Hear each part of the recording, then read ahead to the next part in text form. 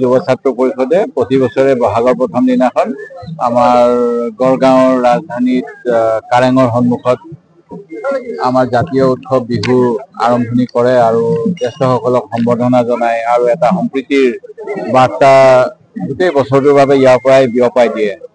এইবাৰো তাৰ ব্যতিক্ৰম হোৱা নাই আৰু মই লগতে এইবাৰ আৰু এটা আশা কৰিম যে আমাৰ অৰ্থনীতি ভাল হ'ব লাগে। আমি সদায় কৈ আছো আমাৰ যুৱকসকলে বহুতে এইবাৰ বিহু মাৰিব নোৱাৰিব পাৰে, কাৰণ তেওঁলোকে অন্য ৰাজ্যত গৈ নিজৰ অন্নমুঠি যোগাৰ কৰিব লগা হয়। সেই গতিকে আমি এইবাৰ সংকল্প ল'ব লাগে কেনেকৈ আমি অসমৰ পৰাই সকলো অসমীয়াই নিজৰ ঘৰত থাকি কেনেকৈ অসমখনক উৎপাদনশীল কৰিব পাৰোঁ, অসমৰ অৰ্থনীতিক সহযোগ আগবঢ়াব পাৰোঁ। আৰু এইটো কৰিলেই আমাৰ যি এই উৎসৱটো প্ৰকৃততে কৃষি কৰ্ম কৰাৰ পিছত হোৱা এটা উৎসৱ। সেই গতিকে আমি তেনেধৰণেৰে পৰিয়াল সমাজ সকলোকে লৈ আকৌ আনন্দৰ দিন কটাব পাৰিম। সেই গতিকে সেইটোৱে এইবাৰ লক্ষ্য কৰা উচিত বুলি মই ভাবোঁ।